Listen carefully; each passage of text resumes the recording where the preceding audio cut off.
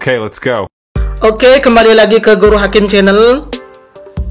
Kali ini saya akan membahas terkait dengan UAS dari mata kuliah seminar PPG,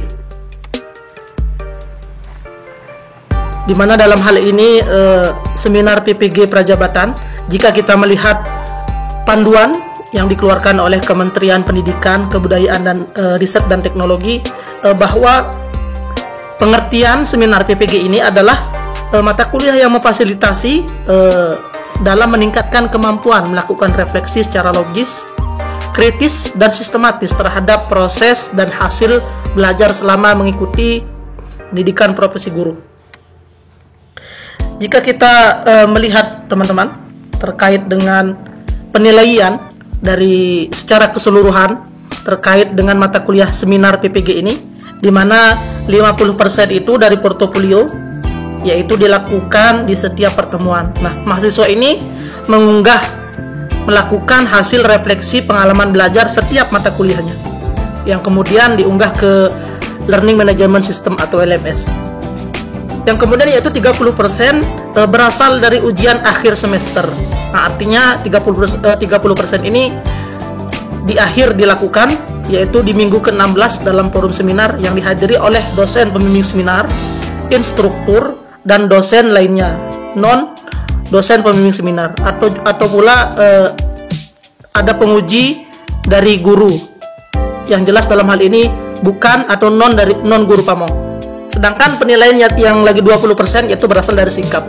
Nah, dilakukan dengan cara mengamati sikap dan perilaku mahasiswa selama prosesi ujian berlangsung.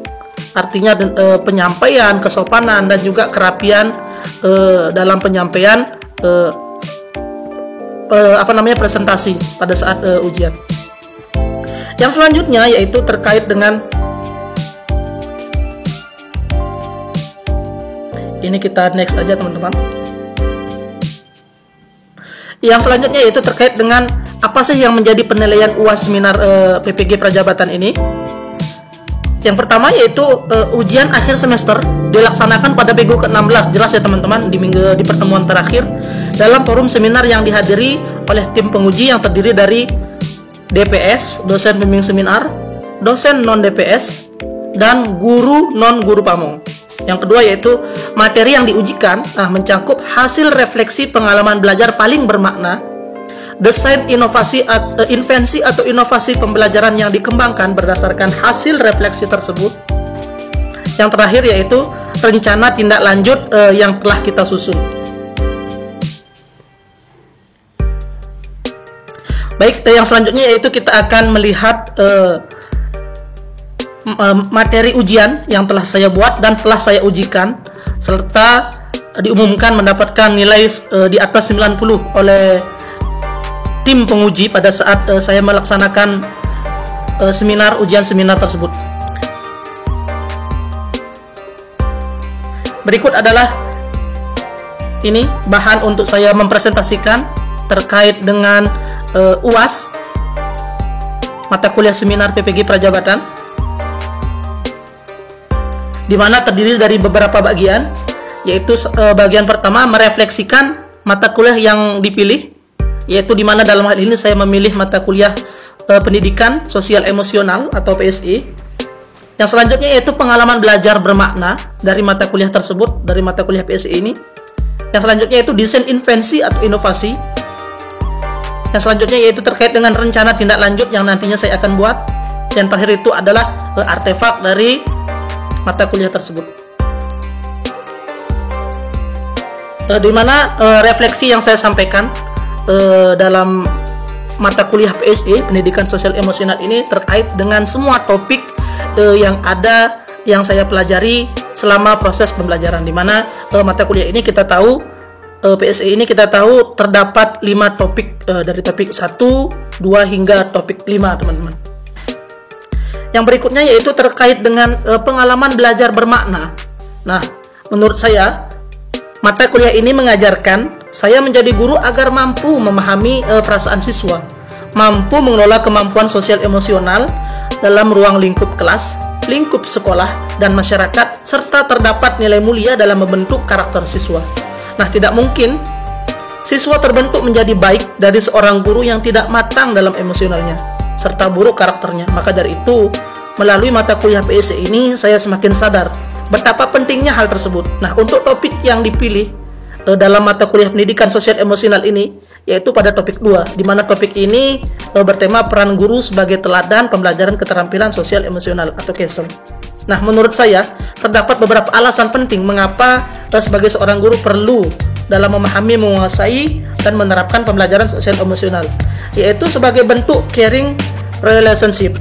Yang kedua yaitu emosi mempengaruhi suasana belajar dan bagaimana pembelajaran dapat diterima peserta didik. Dan yang terakhir yaitu tujuan yang mau dicapai dalam pemecahan masalah memerlukan mengarahkan individu, guru ataupun peserta didik,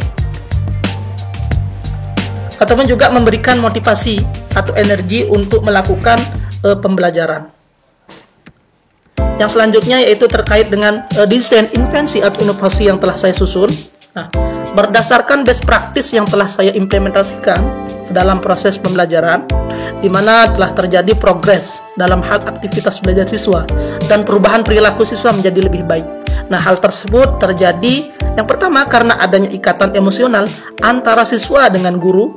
Yang kedua, dengan belajar dengan situasi yang menyenangkan, merasakan lingkungan kelas yang menyenangkan dan kondusif, akan cenderung bisa menikmati kelasnya. Siswa akan cenderung bisa menikmati kelasnya.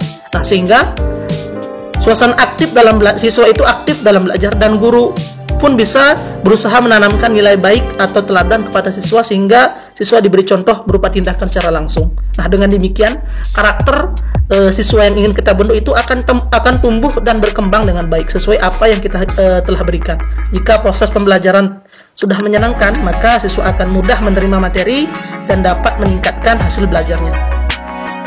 Sedangkan hal yang dapat saya lakukan sebagai guru adalah melakukan proses pembelajaran dengan memperhatikan sosial emosional peserta didik seperti self awareness, self management, responsible decision making, social awareness, relationship skill, empati, compassion, mindfulness, critical inquiry. Nah, semua hal tersebut untuk apa? Demi terciptanya suasana belajar yang nyaman, menyenangkan. Nah, hal tersebut secara langsung tentu akan memberi dampak, memberi teladan dan membentuk karakter siswa menjadi generasi Indonesia emas.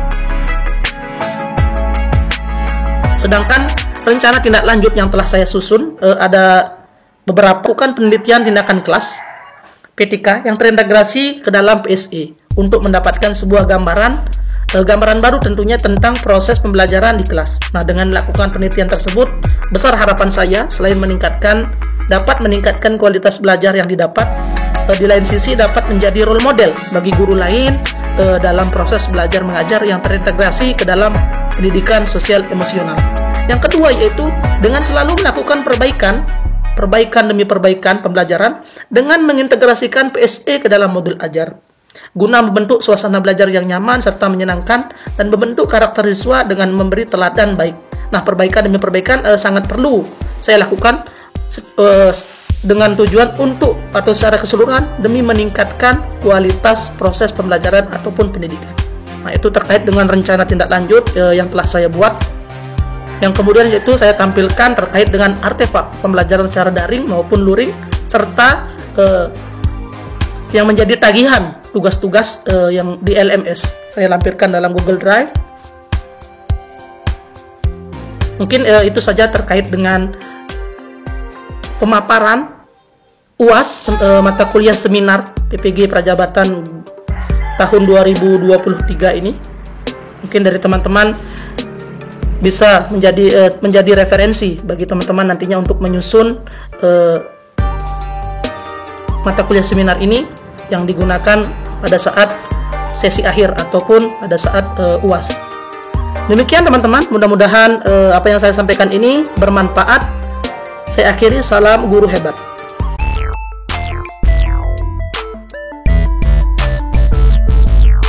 Okay, let's go.